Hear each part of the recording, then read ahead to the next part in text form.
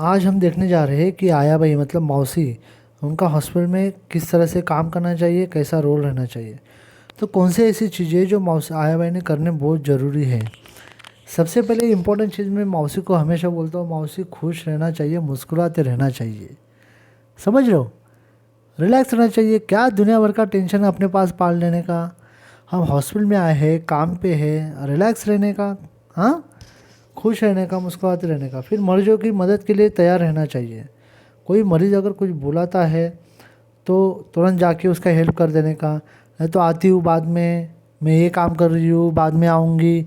और फिर बाद में अगर गई नहीं, पेशेंट अगर वापस पूछता है या सिस्टर वापस पूछती है तो बोलते अरे मैं भूल गई थी। ऐसा बिल्कुल नहीं करना चाहिए। अगर कोई मरीज़ आपको बुला रहा है तो जाइए।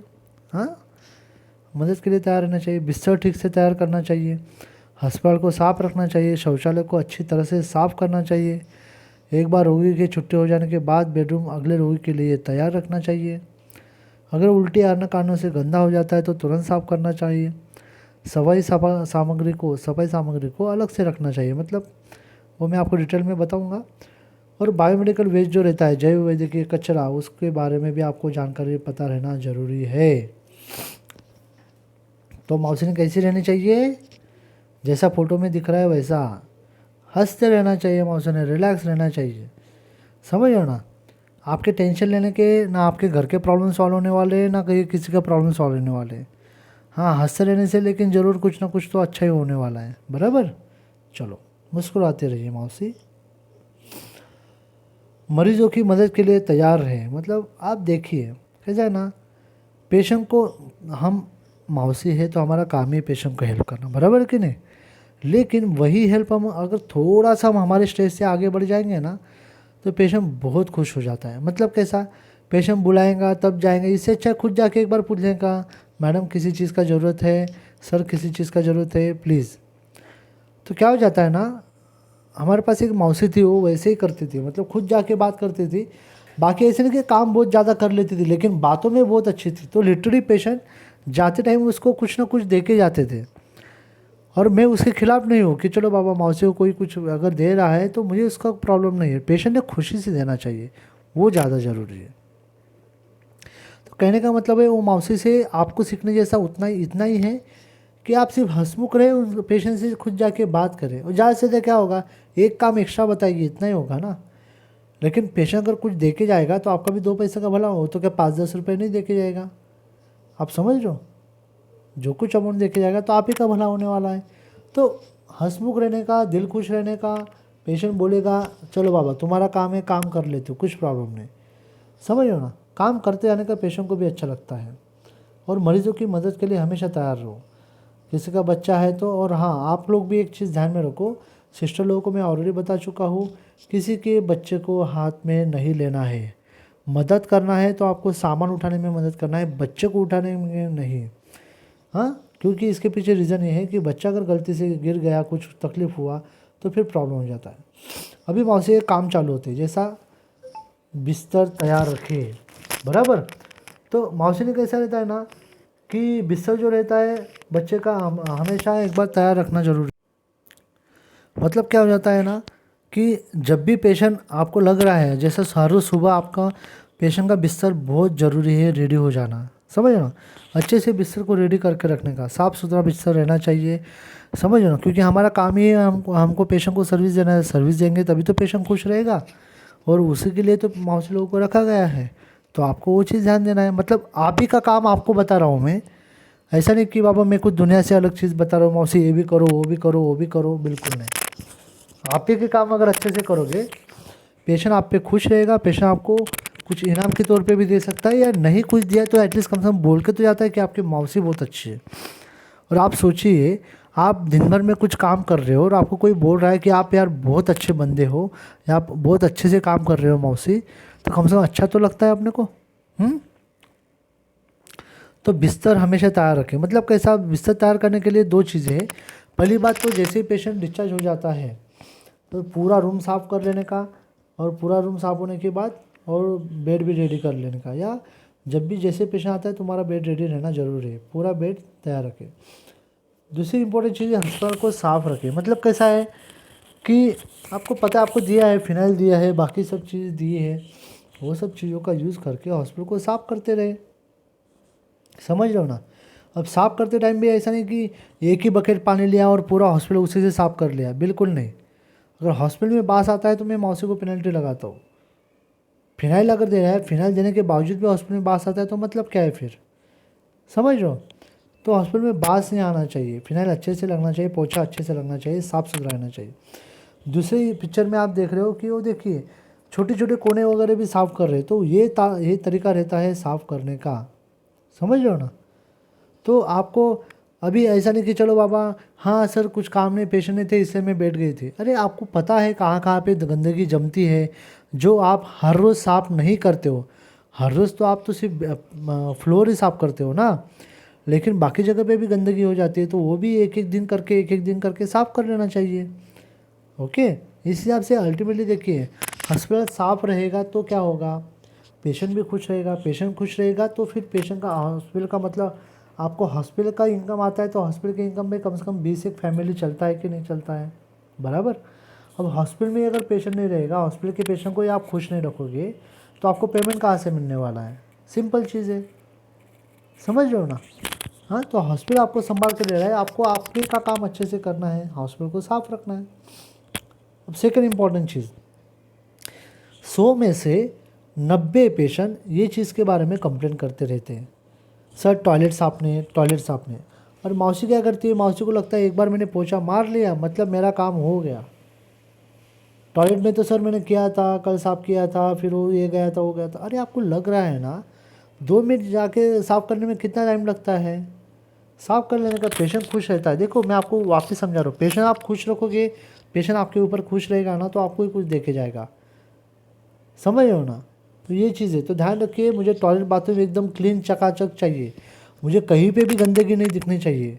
और संडे का जो टाइम रहता है तब ओपीडी नहीं रहता है, तो संडे को मौसी ने अपना एरिया डिवाइड किया हुआ रहता है। अनिल सर आपको बता देंगे कौन सा एरिया किसका, कौन से मौसी का है। उस हिसाब से अपना अपना एरिया हमेशा साफ़ रखने का। बीच में टाइम मिलता है सब दीवारों को अच्छे से साफ़ कर लेने का। पूरे हॉस्पिटल में टाइलिंग लगा हुआ है, समझ रहे हो ना। आपको क्या एक फड़का मारा तो दीवार चमकने लग जाती है, अब उतना ही तो आपको करना रहता है। और अच्छी जगह रहा तो फिर पेशेंट को भी अच्छा लगता है ना रुकने के लिए। हाँ, फिर जैसा अपना जो वॉशिंग बेसिन है, जहाँ पे हम खाना वगैरह जो बनाते हैं पेशेंट वगैरह, वहाँ पे गंदगी बिल्कुल नहीं दिखना चाहिए। वहाँ पे मुझे गंदगी दिखा तो मौसी को पेनल्टी लगेगा। आपका काम आपको पता है हॉस्पिटल साफ कैसे रखना है, उस हिसाब से आपको करते रहना ज़रूरी है। कुछ चीज़ें नहीं है तो आप तुरंत बताने का, सर ये चीज़ नहीं है, मुझे ये चीज़ लग रही है काम के लिए। नहीं तो सर ये था ही नहीं तो फिर कैसे करूँ, मैं कैसे करूँ, उससे मुझे जमता नहीं, ऐसे आंसर्स नहीं चाहिए। साफ़ सफाई का मतलब साफ़ सफाई ही रहना चाहिए। अब तीसरी चीज़, पेशेंट जब भी छुट्टी लेता है, छुट्टी होने के बाद पेशेंट का बेड, पेशेंट का बाजू का ट्रॉली, पेशेंट का फ्लोर, ये सब चीज़ अच्छे से साफ़ हो जाना ज़रूरी है। क्योंकि वो पेशेंट तो आपने तो साफ़ किया था सुबह, बराबर है, लेकिन पेशेंट अभी गया है तो गंदगी करके गया है ना रूम में। अभी दूसरा पेशेंट आएगा तो क्या वही रूम में थोड़ी रुक सकता है वो। तो आपको वो फिनाइल से साफ़ करना बहुत ज़रूरी है। ओके, चलो ये चीज़ें हैं, ये सिस्टर ने बताने की ज़रूरत ही नहीं पड़नी चाहिए मौसी को।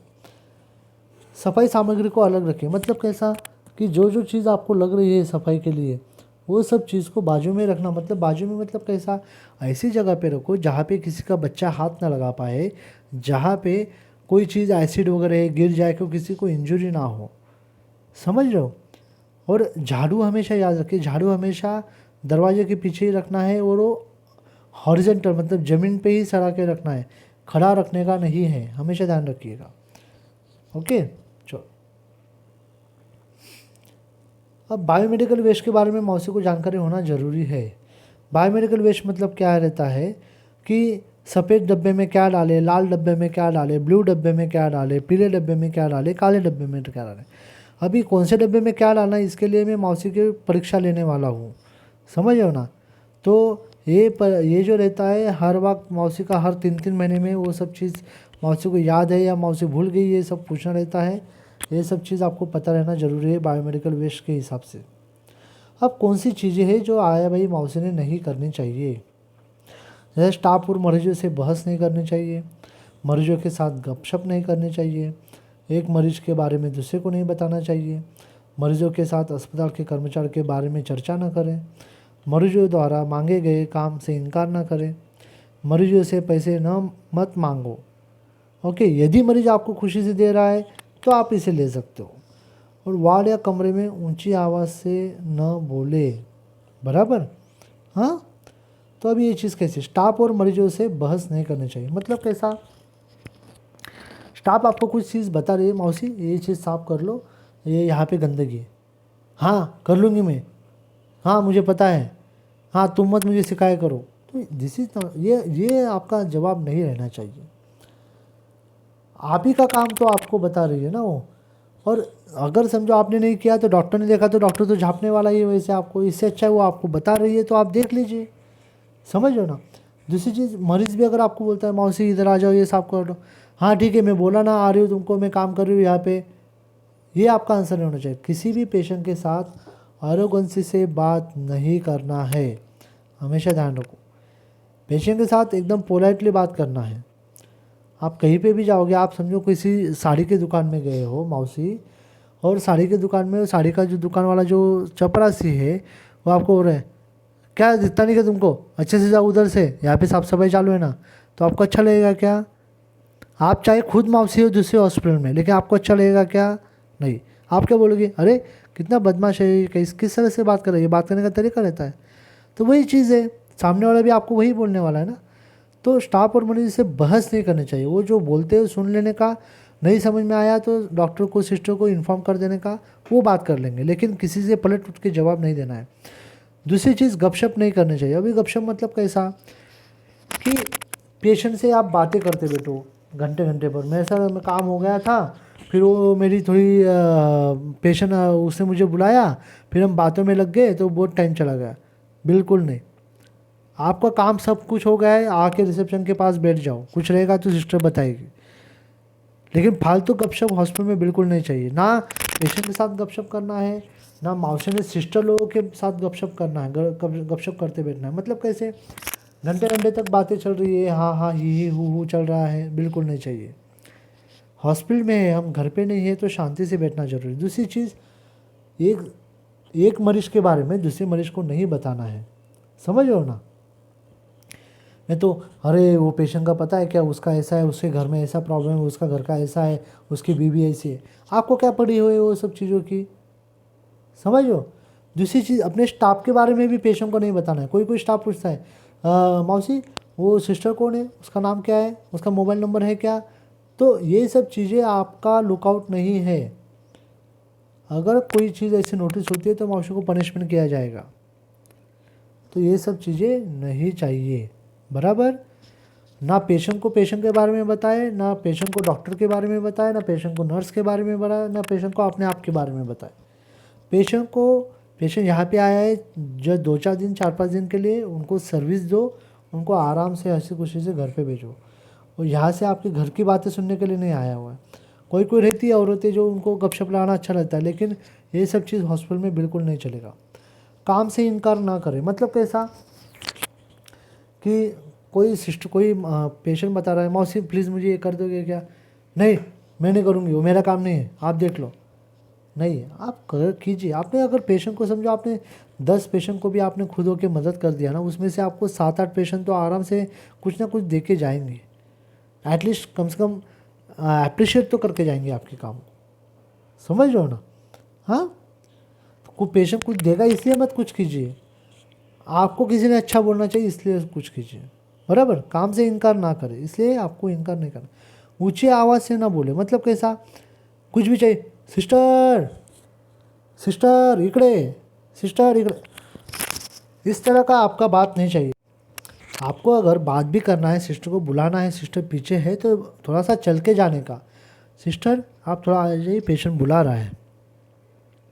और कभी भी स्टाफ को नाम से बुलाना नहीं है, ये चीज़ हमेशा ध्यान में रखिए। सिस्टर को सिस्टर बोलने का, सिस्टर को रिस्पेक्ट देने का, समझ रहे हो ना। अगर समझो आईएएस ऑफिसर, उसके कर्मचारी आईएएस ऑफिसर के अंडर पूरा डिस्ट्रिक्ट रहता है, बराबर कि नहीं, कलेक्टर के अंडर, तो उसके जब कर्मचारी रहते हैं, बहुत से कर्मचारी तो उसके पापा की उम्र के भी रहते हैं, लेकिन वो तो उसको सर ही बोलते हैं ना, बराबर। क्या उसको बोलेंगे बेटा मेरे पेपर पे साइन कर दो, ऐसा बोलेंगे क्यों? तो हर एक चीज़ का एक तमीज़ रहता है, बराबर। तो आराम से बात करने का, ऊंची आवाज़ में बात नहीं करने का, शांति से बात करने का। और आपने किसी पेशेंट से पैसे नहीं मांगना है, ये चीज़ ध्यान में दो। पेशेंट खुशी दे रहा है, मुझे प्रॉब्लम नहीं है, लेकिन मुझे पेशेंट का कंप्लेंट नहीं आना चाहिए कि सर वो आपकी मौसी पैसे मांग रही थी, बिल्कुल नहीं। ध्यान में आया? तो ये सब चीज़ें ज़रूरी है। मैं वापस समझा दे रहा हूँ, हॉस्पिटल में किसी से झगड़ा नहीं, किसी से बातें नहीं, किसी के बारे में गपशप नहीं करने का, काम से काम करने का, अपने काम पे ध्यान देने का। पेशेंट का अगर एक काम एक्स्ट्रा करने को मिला तो बिल्कुल कर लेने का, उसमें पेशेंट भी खुश रहता है, आप भी खुश हो जाते हो। समझ रहे हो ना? इस हिसाब से मतलब पेशेंट आपको फिर छोटी छोटी चीज़ के लिए परेशान नहीं करता है। स्टाफ से भी अच्छे से बना के रखो तो अच्छा रहेगा। Okay, thank you.